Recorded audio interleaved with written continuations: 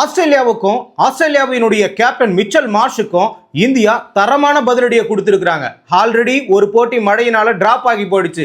இருந்தாலும் அடுத்த போட்டியில மோசமான தோல்வி அடைஞ்சிருந்தாங்க இந்தியா.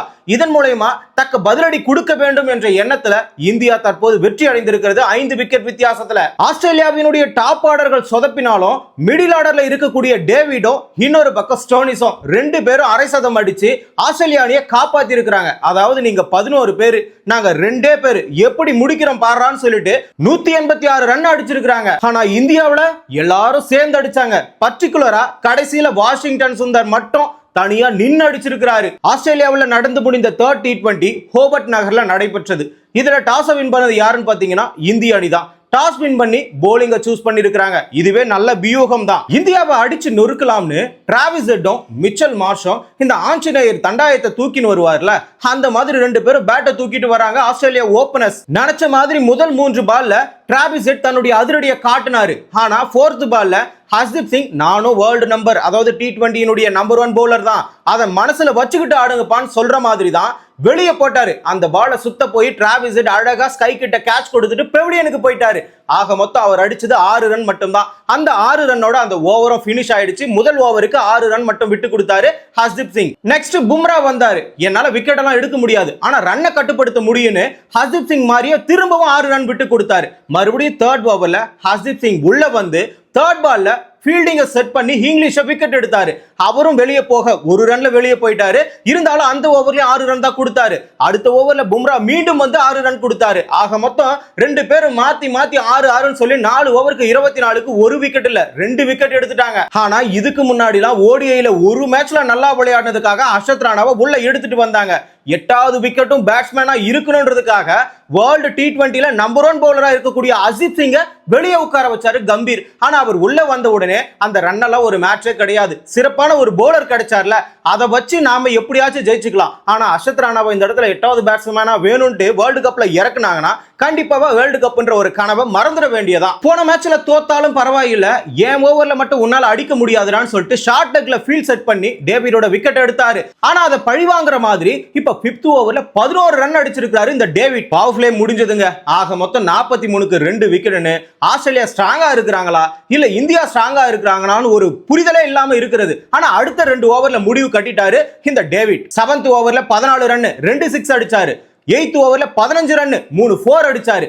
இப்படி 2 ஓவரை துவம்சம் பண்ணி ஆஸ்திரேலியா ஸ்ட்ராங்கா இருக்குதுன்னு நிரூபிச்சிட்டாரு. என்னதான் வருண் சக்கரவர்த்தி 5வது ஓவர்ல 11 ரன் விட்டு கொடுத்திருந்தாலும் அதற்கடுத்து 9வது ஓவர் வீசும்போது தன்னுடைய திறமையை முழுசா வெளிப்படுத்தி நான் இந்தியாவுக்கு எக்ஸ்பெக்டர்னு நிரூபிச்சிருக்கிறாரு. கிட்டத்தட்ட 2 விக்கெட் எடுத்திருக்கிறாரு. மிச்சல் மார்ஷ் 11 ரன் தான் அடிச்சிருந்தாரு 14 பாலுக்கு. அவருடைய விக்கெட்டையும் எடுத்துட்டு அடுத்ததா உள்ள வந்த, அதாவது எந்த ஒரு பாலுமே அதிகமா ஆடல, முதல் பால்லயே போல்ட் ஆகி இருக்கிறாரு மிச்சல் ஓவன். அவரும் டக் அவுட் ஆகி வெளியே போக ஆக மொத்தம் நான் தான் இந்தியாவுக்கு எக்ஸ்பெக்டர்னு இந்த இடத்துல நிரூபிச்சதும் இல்லாம 10 ஓவருக்கு 84க்கு 4 விக்கெட்னு சொல்லிட்டு ஆஸ்திரேலியா கொஞ்சமா கட்டுப்படுத்தி இருந்தாங்க.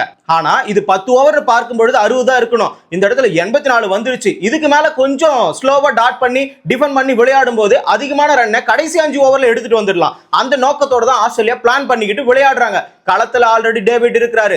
10வதுக்கு இந்த இடத்துல ஸ்டோனிஸ் வேற வந்திருக்காரு. அடுத்ததா ஸ்ட்ராங்கா இருக்கிறது டிம் டேவிட் தான். இவரை எப்படியாவது விக்கெட் எடுக்கணும்ன்றதுக்காக இந்த எக்ஸ்பெக்டர் சொல்லக்கூடிய வருண் சக்கரவர்த்தியை 11th ஓவர்ல திரும்ப கொண்டு வந்தாரு சூரியகுமார் யாதவ். ஆனா இந்த ஓவர்ல விக்கெட் விழுந்துச்சானா நீ யார வேணா கூட்டிட்டு வாப்பா, நான் அடிக்கிறது உறுதிதான்ற மாதிரி டேவிட் அவர்கள் 2 6 அடிச்சு 14 ரன் அடிச்சாரு அந்த ஓவர்ல மட்டும். அதற்கடுத்து மீதம் இருக்கக்கூடிய 4 ஓவர்ல சேர்த்து ஓரளவுக்கு ரன்களை கட்டுப்படுத்தினாங்க. அதாவது 12வது ஓவர்லயும் 14வது ஓவர்லயும் சேர்த்து இந்த இடத்துல 10 ரன் தான் விட்டு கொடுத்தாரு அக்சர் பட்டேல். 13வது ஓவர்ல மட்டும் தான் டிம் டேவிட் அவர்களை விக்கெட் எடுத்திருக்காங்க. எப்படி எடுத்தாங்கன்னு நினைக்கிறீங்க? 2 பால 6 கொடுத்துட்டு பிறகுதான் சிவம் துபே அவர்கள் அவரோட விக்கெட்டை எடுத்தாரு. மொத்தமா 38 பாலுக்கு 74 ரன் அடிச்சிருக்காரு. கிட்டத்தட்ட 8 4 5 6 பொளந்து எடுத்துட்டாரு எல்லா பவுலர்களையுமே. ஆக மொத்தம் 15 ஓவருக்கு 130க்கு 5 விக்கெட்னு ஆஸ்திரேலியா ஸ்ட்ராங்காவே இருந்தாங்க. இங்கிருந்து பாருங்களேன், பேலன்ஸ் ஓவர் ஹர்ஷ்தீப் சிங்குக்கு 2 ஓவர் இருக்கு, பும்ராவுக்கு பேலன்ஸ் 1 ஓவர் மட்டும் தான் இருக்கு. மீதம் இருக்கக்கூடிய 2 ஓவர் ஆல்ரெடி அந்த ஆல்ரவுண்டரா இருக்கக்கூடியவரோ இல்ல புதுசா ஒரு பவுலர் தான் போடணும். அப்படி பார்க்கும் பொழுது அபிஷேக் சர்மா உள்ள வந்து 13 ரன்னை விட்டு விட்டு கொடுத்தாரு. அதுக்கப்புறமா இந்த இடத்துல சிவம் துபே மறுபடியும் வந்து ஒரு 13 ரன்னை விட்டு கொடுத்தாரு. இவங்க ரெண்டே பேரு 2 ஓவர்ல 26 ரன்னை விட்டு கொடுத்தாங்க. மீதம் இருக்கக்கூடிய 3 ஓவர்ல ஹர்ஷிப் சிங்கும் பும்ராவும் சேர்ந்து 30 ரன்னை விட்டு கொடுத்து மொத்தமா 20 ஓவருக்கு 186க்கு 5 விக்கெட்னு இந்த இடத்துல இழந்திருந்தாலும் இது அதிகபட்சமான ஒரு இலக்கு தான் இந்தியாவுக்கு. ஆக மொத்தம் இந்த இடத்துல இந்தியாவுக்கு பவர்ஃபுல்லான பேட்ஸ்மேன்கள் இருக்கிறாங்க. ஆனா நிலையா ஆடுவாங்களான்ற ஒரு கேள்விக்குறி இருக்கிறது. கடந்த 2 போட்டிகள்ல ஒரு போட்டியில சிறப்பாக விளையாடினாங்க கில்லும் சரி சூரியகுமார் யாதவும் சரி. ஆனா மழையினால டிராப் ஆகி போயிடுச்சு. இருந்தாலும் அடுத்த போட்டியில எல்லாருமே மோசமா விளையாடின இடத்துல அபிஷேக் சர்மா மட்டும்தான் கரெக்டா விளையாடினாரு. அவரை நம்பிதான் இந்த போட்டி இருக்கிறதா? அதெல்லாம் கிடையவே கிடையாது.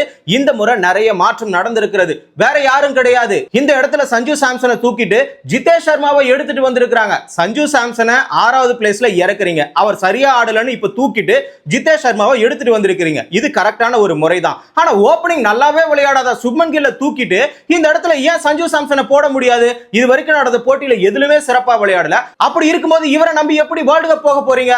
இந்த மாதிரியான கேள்விகள் முன்னாள் கிரிக்கெட் வீரர்கள் எல்லாருமே கேட்டுக்கிட்டு தான் இருக்காங்க. ஆனா இந்தியாவுக்கு இன்னொரு சாதகமான விஷயம் என்ன தெரியுமா? டாப் ஆர்டர் பேட்ஸ்மேன்கள் எல்லாருமே பயப்படுகிற ஒரே விஷயம் ஹேசல்வுட் உள்ள இருக்கிறாரு. ஆனா இந்த போட்டியில ஹேசல்வுட் கிடையாது. அபோட் தான் அவருக்கு பதிலா உள்ள வந்திருக்கிறாரு. இவரை வச்சு கண்டிப்பா இந்திய அணி எப்படியாச்சும் மெருகடிச்சு ஏறி வந்துருவாங்கன்றது எல்லாருக்குமே தெரியும். ஆனா இவ்வளவு எளிமையா இந்த இலக்கை கிராஸ் பண்ணுவாங்கன்றது யாருக்குமே தெரியாது. ஏன்னா அந்த மாதிரியான பேட்டிங் ஸ்டைல்ல தான் இவங்க விளையாடினாங்களே. இந்தியாவின் தரப்பிலிருந்து ஓபனர்களாக அபிஷேக் சர்மாவும் சுப்மன் கில்லும் உள்ள வந்தாங்க. ஃபர்ஸ்ட் ஓவர்ல பார்ட்லெட் 9 ரன் கொடுத்தாரு.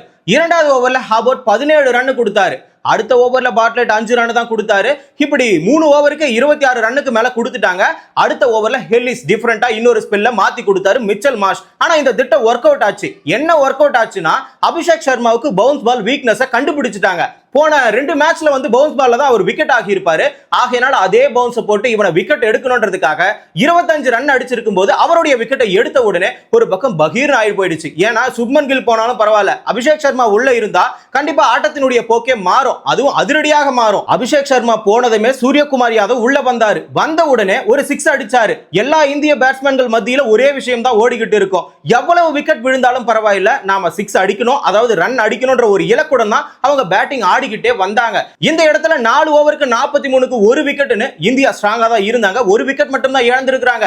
அடுத்து 5வது ஓவர்ல 14 ரன் தேவைக்கு மேலவே வந்துருச்சு. 6வது ஓவர்ல தேவையில்லாம ஒரு LPW சுப்மன் கில் ஆனாரு. ஆக மொத்தம் 6 ஓவருக்கு 64க்கு 2 விக்கெட்னு சொல்லிட்டு கொஞ்சமா தடுமாறினாலும் 10 ரன் போகிட்டு தான் இருக்கு. சரி, இங்கிருந்து சூரியகுமார் யாதவும் திலக் வர்மாவும் ஒரு பார்ட்னர்ஷிப் அமைக்க போறாங்க, நல்லா ஸ்ட்ராங்கா ஆட போறாங்கன்னு நினைச்சா 8வது ஓவர்ல ஸ்டோனிஸ் வீச வந்தாரு. ஸ்லோவர் பாலை போட்டு எதிர்பாராத விதமாக சூரியகுமார் யாதவ் அந்த பாலை தொட்ட உடனே ஃபார்வர்ட்லயே கேட்ச் ஆயிட்டு வெளியே போயிட்டாரு. 24 ரன் மட்டும் தான் அடிச்சிருந்தாரு.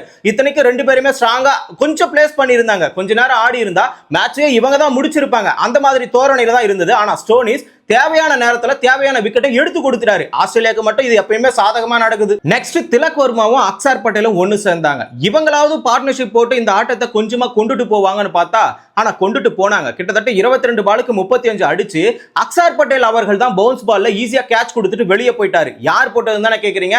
12வது ஓவர்ல ஹெல்லிஸ் மறுபடியும் இவரா. ஆக மொத்தம் இந்த இடத்த 12வது ஓவருக்குள்ளாரியே 3 விக்கெட் எடுத்திருக்காரு. நெக்ஸ்ட் வாஷிங்டன் சுந்தரும் திலக் வர்மாவும் அதிரடியான ஒரு ஆட்டத்தை ஆடினாங்க. 126க்கு 4 விக்கெட் 13 ஓவர் முடிகிற வரைக்கும். பாலுக்கும் ரன்னுக்கும் பெரிய வித்தியாசம் இருக்கு. அதாவது இந்த இடத்துல 42 பாலுக்கு 61 ரன் அடிக்கணும். 14வது ஓவர் வீச வந்தவர் யார் தெரியுமா?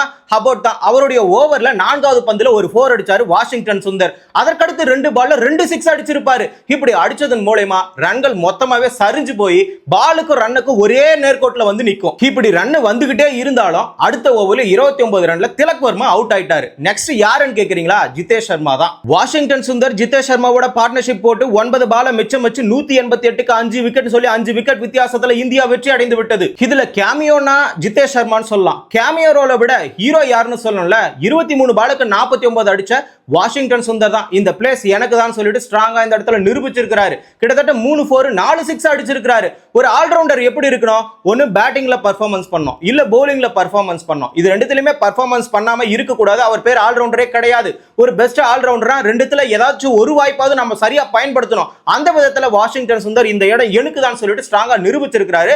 அதுவும் இல்லாம ஆஸ்திரேலியாவினுடைய ஆணவத்தையே அடக்கி இருக்கிறாரு. 4th T20 டீடைல் முழுசா தெரிஞ்சுக்கணும்னா தமிழரசன் பார்வையாளர் சேனலை சப்ஸ்கிரைப் பண்ணிக்கோங்க.